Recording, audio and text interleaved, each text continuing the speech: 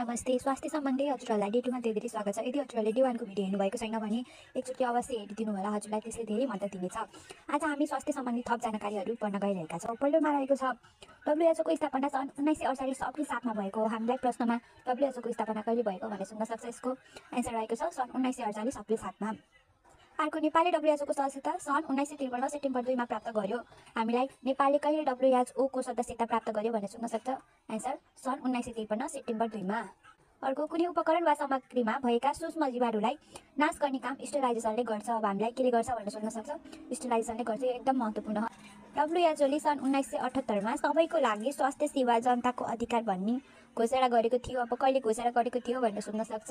यो डेट हामीले एकदम याद गर्नुपर्छ। अर्को नेपालले विक्रम सम्वत 2054 मा 20 वर्ष स्वास्थ्य नीति ल्याएको। अब कहिले ल्याएको हो भन्दाखेरि विक्रम सम्वत 2054 मा ल्याएको हो। खेलाडीले नशालु औषधि प्रयोग गरे नगरेको पत्ता लगाउन गरिने परीक्षणलाई डोपिङ टेस्ट भनिन्छ। अब खेलाडीले नशालु औषधि प्रयोग गरेको छ कि नै भनेर टेस्ट गर्ने, पत्ता लगाउन गर्ने त परीक्षण हुन्छ, त्यसै त डोपिङ टेस्ट भनिन्छ। अर्को अन्तर्राष्ट्रिय परिवार नियोजन सङ्घको स्थापना सन् 1948 मा भएको हो। याद गर्नुपर्छ हामीले यस्तो यो डेटहरू।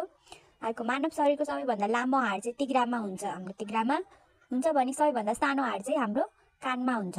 हामीले त्यसलाई के भन्छौँ, जसलाई स्टेप्स पनि भनिन्छ।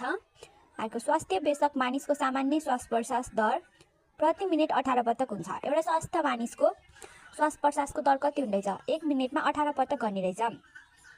भर्खर जन्मेका केटाकेटीले 1 मिनटमा 40-50 पटक श्वास फेर्दछन्। भर्खरै जन्मेका केटाकेटीहरूले चाहिँ 1 मिनटमा 40-50 पटक चाहिँ श्वास फेर्दछन्। स्वास्थ्य बेसक मानिसको रक्तचाप 120/80 mm/Hg मर्करी पारो हुनुपर्दछ। एउटा स्वास्थ्य मान्छे छ भने त्यसको चाहिँ रक्तचाप भनेको ब्लड प्रेसर कति हुनुपर्दो रहेछ र 120 माथिको तलको चाहिँ 80 हुनुपर्दछ।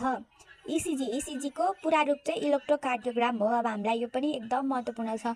ECG को पुरा रूप के हो भनेर सोध्न सक्छ। इलेक्ट्रोकार्डियोग्राम हो। संयुक्त राष्ट्र सङ्घले अगस्त महिनाको पहिलो सप्ताहलाई विश्व स्तनपान सप्ताहको रूपमा मनाउने निर्णय गरेको छ।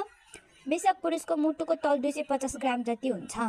एउटा एकदम हेल्दी मानिसको बेसक मान्छेको चाहिँ मुटुको तौल कति हुँदैछ? 250 ग्राम जति हुन्छ।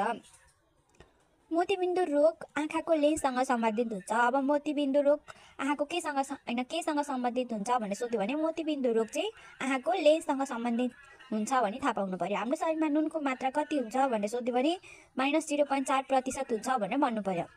15 वर्षको उमेरमा मानिसको मस्तिष्कको विकास रोकिन्छ। कति वर्षमा मानिसको मस्तिष्कको विकास रोकिन्छ भने 15 वर्ष भन्नु पर्यो। प्राणवायु भनेको अक्सिजन शरीरमा सञ्चार गर्ने रक्तकोष RBC हो अरे। प्राणवायु हाम्रो अक्सिजनहरू र